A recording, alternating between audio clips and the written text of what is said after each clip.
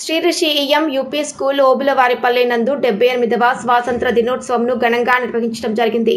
Correspondent యువరాజ మాట్లాడుతూ గాంధీజీ, నెహ్రూ, సుభాష్ చంద్రబోస్, బాలగంగాధర్ తిలక్ ఎందరో జాతీయ నాయకుల త్యాగ ఫలమే మనకు స్వాతంత్ర్యం వచ్చిందని ఆయన తెలియజేయడం జరిగింది. అనంతరం విద్యార్థుల చేత నృత్య పోటీలు, రన్నింగ్ రేస్, మ్యూజికల్ చైర్స్, వివిధ రకముల పోటీలను నిర్వహించి గెలుపొందిన విద్యార్థులకు బహుమతులను అందజేయడం జరిగింది. అలాగే జాతీయ నాయకుల వేషధారణలో విద్యార్థులు ఎంతో చూడచక్కగా ఉన్నారని ఆయన తెలియజేయడం జరిగింది.